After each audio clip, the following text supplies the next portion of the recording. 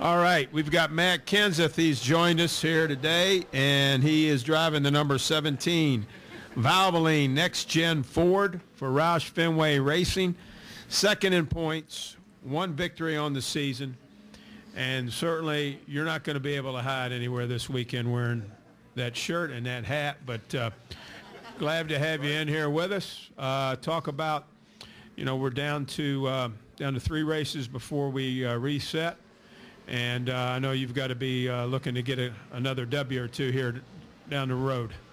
Yeah, just kind of like to get things rolling, I guess, more like we were early season, mid-season form. We just last 3 out of 4 weeks have been pretty much disasters in my book. So I'm pretty surprised and excited that we're still second in points after everything that's went on here the last 4 weeks. So glad to be here at Bristol. We had a great run in the spring, and hopefully we can have a good one here tomorrow.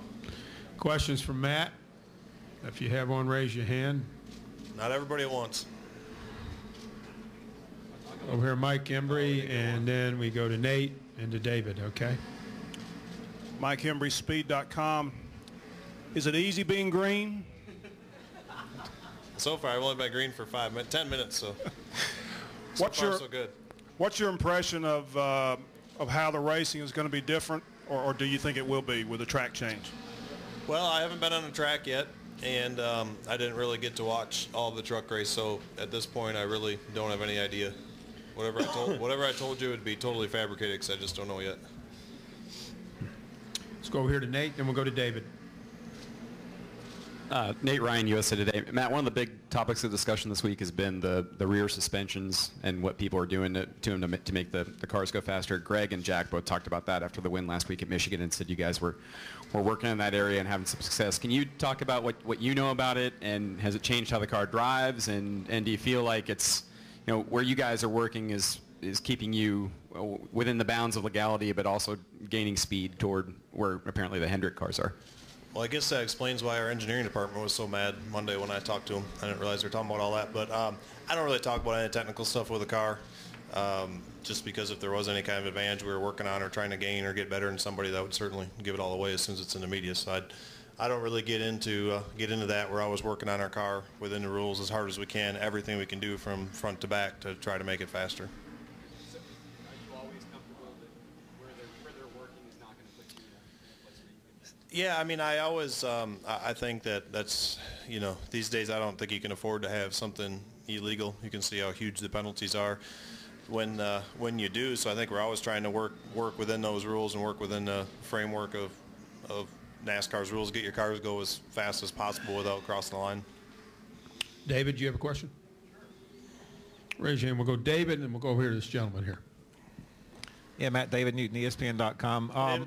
Bad writer. I wanted to ask you, do you look at this weekend as critical for the track at all with the bashing they took after the spring race? They went ahead and ground the track to make changes. I mean, do you feel like if they don't see some changes on Saturday night that it could have a long-lasting effect? I don't know. I think things, I think things snowball. And a lot of it's, maybe what a few people's opinions are.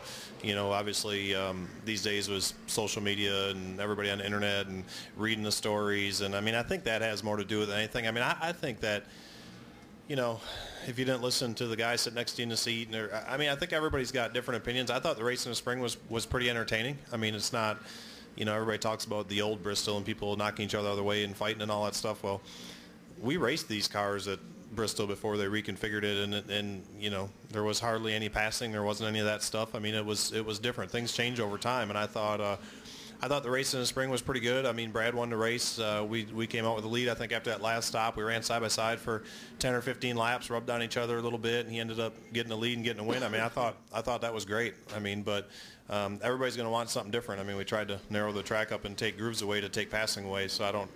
So I'm a little confused on the whole concept to start with. So we'll see how the racing is. I think the racing's always exciting here. It's a really cool facility and venue, no matter what the track is like in the middle of it. Honestly, with the night race here and putting all those people in there, and the racing's always close and there's always a lot of action. So I didn't really answer your question, I guess, but I think all the races are pretty good here. I haven't really seen a real bad one here. I think the racing's always entertaining. Go over here, then we'll go over to ESPN. Go ahead. Hey, Matt. Mike Barber from the Richmond Times-Dispatch. It changes aside. I'm curious, how does this track compare, similar, different to Richmond, and do you have a preference between the two at this point? It's totally different.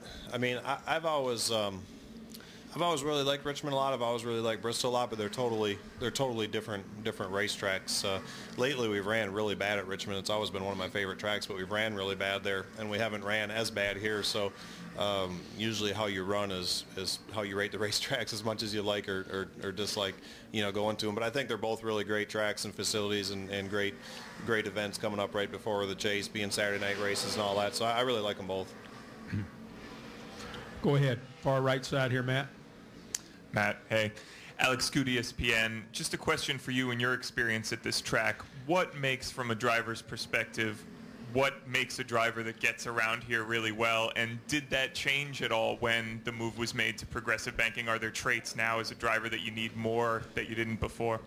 It's definitely changed a lot, yeah. I mean, the car's changed a lot, and then the reconfiguring of the track, it's a totally different track than what it was before they did it. I mean, it was real old. It had a lot of patches. The apron was almost the same, a little less banking than the track, so you could use the apron to turn, which you can't do any of that now. So I mean, the track's totally different since they reconfigured it. Honestly, it made it drive like a bigger track, almost. So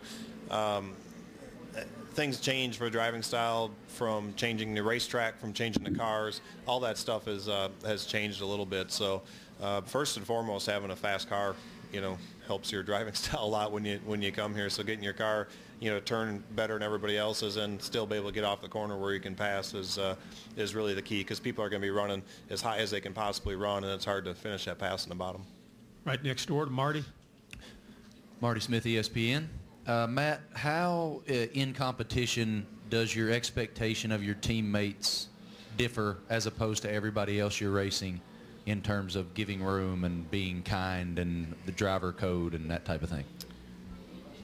For me, I race them the same. I mean, I race, I still race Mark Martin and Jeff Burton the same as I did as when they were on our team. So I don't think that really changes. I mean, you never want to put your teammate in a bad spot, but I don't know that you ever want to put anybody in a bad spot, that you want to race against all the time. You're going to go race hard against them, and you want to beat them, but I don't think you're really playing your strategy much different.